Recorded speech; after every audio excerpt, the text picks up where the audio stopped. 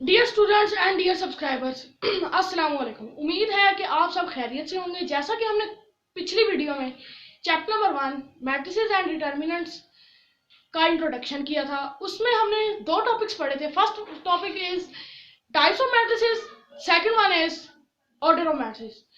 उम्मीद है कि आपको वो दोनों टॉपिक्स अच्छी तरह समझ आ गए होंगे।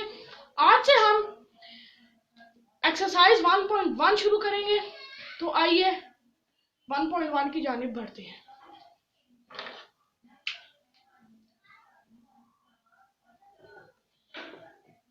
क्वेश्चन नंबर 1 एक्सरसाइज 1.1 का ये है कि find the order of the following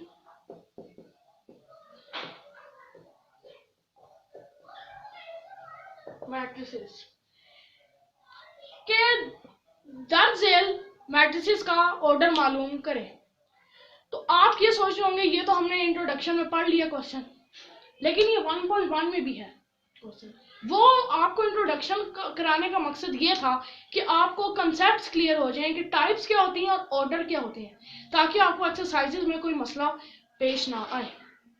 तो आइए इसका इनके क्वेश्चन नंबर 1 के पार्ट शुरू करते हैं। Part A is equal to 2 3 -5 6। इसका solution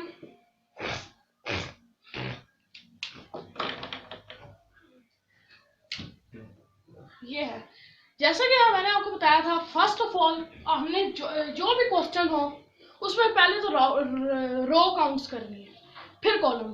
so first count the rows. This is one first row, this is second row. So there are 2 rows, right? 2 rows by. Now count columns. This is one column, this is second column. So there are also 2 columns, right? 2 columns. So this is the order of our first part. अब ये जो bye है, जैसा कि मैंने आपको उस दिन ये बताया था, बाय लिखना लाजमी है। मैंने आपको इसकी एग्जांपल भी दी थी 2/4। अब ये जो हम इसमें ये साइन डालते हैं, एक हम इसको डिवाइड का भी साइन कहते हैं, एक हम कहते हैं 2/4, एक हम इसे ये फैक्टराइजेशन में हम इसे 2/4 कहते हैं। तो ये जो बाय का यहाँ पे आप ये समझ लें, हमने बाय को यहाँ पे हमने सिंबल में करके लिखा है और इस बाय को हम यहाँ पे अल्फाबेट्स के तौर पर लिख रहे हैं।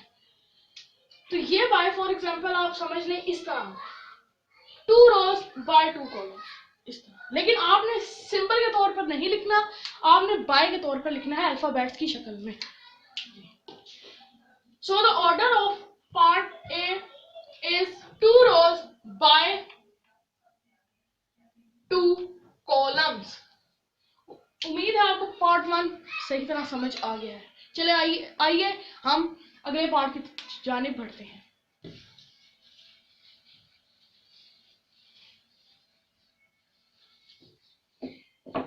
मैं आपको इसमें से सारे पार्ट्स नहीं कराऊंगा, इसमें से मैं आपको कुछ पार्ट्स कराऊंगा और कुछ के मैं आपसे कहूंगा कि मुझे कमेंट्स में इनका ऑर्डर प्लेस या आंसर करके बताएं। सो नेक्स्ट पार्ट जो मैं आपको कराऊंगा वो है part number C. C is equal to 2 4। ये जो मैट्रिक्स है ये रो मैट्रिक्स में है, और इससे पहले जो हमने पार्ट ए किया वो स्क्वायर मैट्रिक्स में थी, ये रो मैट्रिक्स में। तो अब इसको किस तरह हल करना है ये आप समझ लीजिए। तरीका वही है, मेथड वही है, बस इसमें ये रो मैट्रिक्स है। तो अब first of all count the rows as over rule. There is only 1 row, so write 1 row by. Now count the columns. This is first column, This is second column. So there are two columns.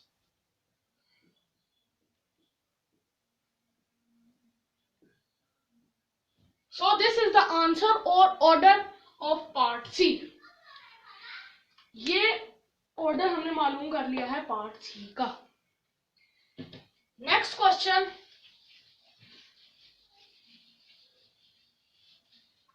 Next part is part D. D is equal to 406.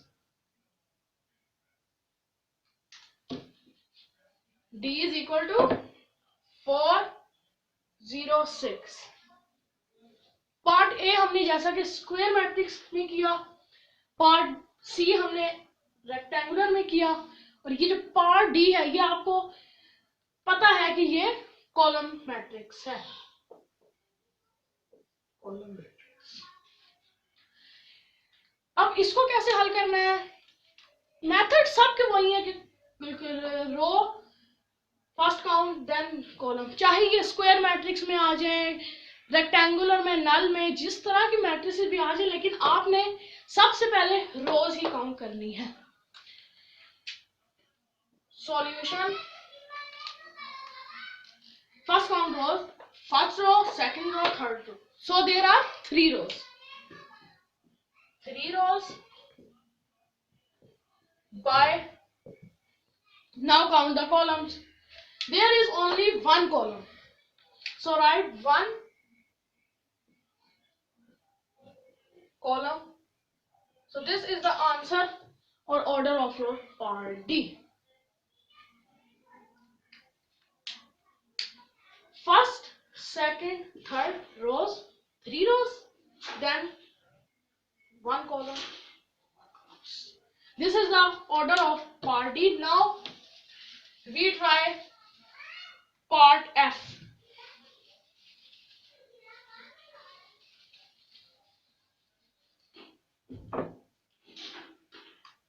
Part F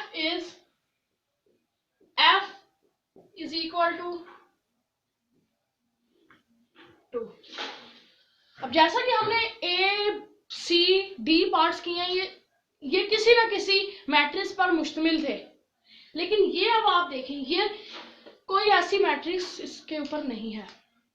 ना ये नल कहला सकती है, क्यों? नल में 0 होते हैं. Identity भी नहीं कहला सकती, रो भी नहीं कहला सकती, कॉलम भी नहीं कहला सकती, स्क्वायर भी नहीं कहला सकती, और रेक्टेंगुलर भी नहीं कहला सकती.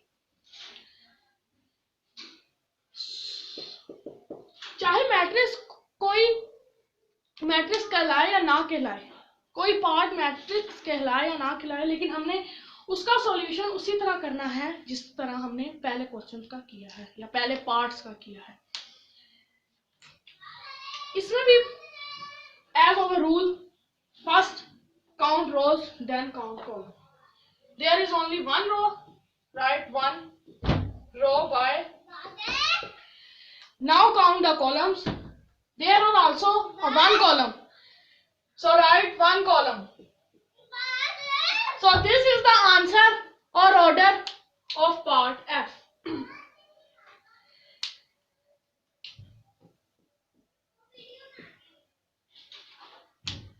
उम्मीद है जो मैंने आपको पार्ट्स कराए हैं वो आपको सही तरह समझ आ गए हैं. अब जो मैं आपको पार्ट्स दे रहा हूँ वो मैं आपको एक किस्म का ये समझ लें कि मैं आपको वो होमवर्क के तौर पर दे रहा हूँ. आपने मुझे उनका सही ऑर्डर कमेंट्स में आंसर करना है.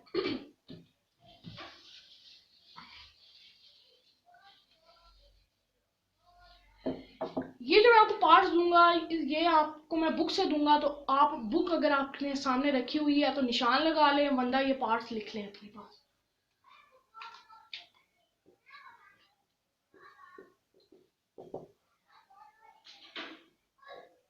बी पार्ट आपने बी, ई, जी और एच. आपने एक पार्ट बी का ऑर्डर कमेंट करना है, एक ई का, जी का और एच का. इन 4 पार्ट्स का आपने मुझे ऑर्डर बताना है. Next question, question number 2।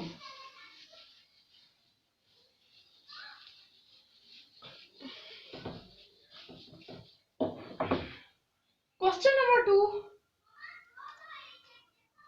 बहुत सिंपल सा आसान क्वेश्चन है, जो कि है which one of ऑफ नहीं आता, वन नहीं आता, which of the following matrices are equal। के दर झेल मैट्रिक्स, कौन सी ऐसी मैट्रिक्स है दर झेल जो एक जैसी हैं। अब ये क्वेश्चन कैसा है, ये बेशक सिंपल आसान है, लेकिन ये समझने वाला है। पहले मैं आपको इसकी एग्जांपल करवा देता हूँ। फॉर एग्जांपल, अब एक पार्ट ए है जो है 6 7 के इक्वल, और एक पार्ट ई है जो है +3 और 7 के इक्वल। एक पार्ट है 6 7 और एक पार्ट है 3 + 3 7। अब ये देखने में तो मुख्तलिफ पार्ट्स हैं, देखने में तो मुख्तलिफ पार्ट्स हैं, लेकिन अगर आप इसकी सही तरह पहचान करें तो 6 और 3 + 3 क्या होता है 6। तो अगर हम ये लिखें E = 6 7, तो क्या पार्ट ए और पार्ट ई सेम है? जी बिल्कुल सेम है। तो इसके आंसर में आपने क्या लिखना है कि A and E R equal, के ए पार्ट और ई पार्ट सेम है। ये एक एग्जांपल। अब हम एक्सरसाइज के पार्ट्स की जानिब चलते हैं, जो कि क्वेश्चन नंबर 2 भी मैं कुछ करवाऊंगा आपको और कुछ मैं आपसे कहूंगा कि आपने मुझे कमेंट्स में बताना है कि कौन कौन से इक्वल हैं। मैं आपको यहाँ पे ओनली 2 क्वेश्चंस करवाऊंगा। फर्स्ट पार्ट इज A = 3, एक उन्होंने दिया हुआ है C = 5 - 2।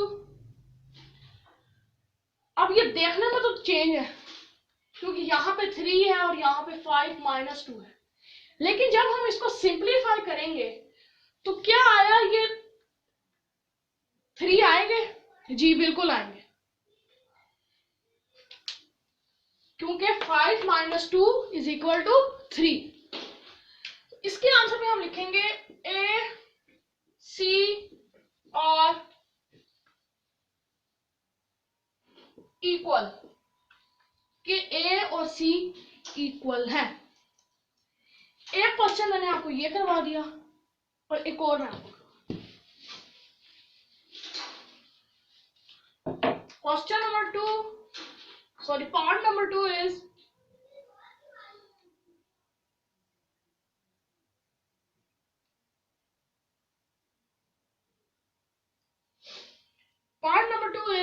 G = 3 - 1, 3 + 3 and F = 2 6। अब ये भी देखने में तो मुख्तलिफ है, लेकिन क्या हम पार्ट जी को सिंप्लीफाई करने से ये आता है? आइए देखते हैं। 3 - 1 2, 3 + 3 6। तो क्या ये 2 6 2 6 हैं। क्या ये G और F इक्वल है? जी, बिल्कुल इक्वल है। So the answer of this is G and F are equal. अब ये मैंने आपको करवाए हैं और अब मैं आपको होमवर्क के लिए कमेंट आंसर आपने उनका मुझे कमेंट्स में बताना है। किन पार्ट्स का? एक पार्ट बी है, एक पार्ट डी है, एक पार्ट ई है, एक पार्ट एच है, एक पार्ट आई है और एक पार्ट जे है। ये मैंने आपको तरतीब से नहीं लिख के दिए कि बी और ये और ये और ये नहीं, ये मैंने आपको आगे पीछे पार्ट्स लिख के दिए हैं। अब आपने इसका क्वेश्चन में ये कमेंट्स में ये बताना है कि ये दोनों कौन कौन से ऐसे पार्ट्स हैं जो आपस में इक्वल हैं। एक पार्ट बी, डी, ई, एच, आई, जे। तो फ्रेंड्स आज हम क्वेश्चन नंबर 1 और 2 ही हमने किए हैं। कल इंशाल्लाह क्वेश्चन नंबर 3 करेंगे, जो आप मुझे उम्मीद है कि आपको एक्सरसाइज 1.1 के क्वेश्चन नंबर 1 और 2 सही तरह समझ आ गया होगा। और कल हम आप क्वेश्चन नंबर 3 करेंगे। और अगर आप मेरे चैनल पे नए हैं तो चैनल को सब्सक्राइब करना मत भूलिएगा और इस वीडियो को लाइक करना मत भूलिएगा। तो आज तक के लिए अल्लाह हाफिज।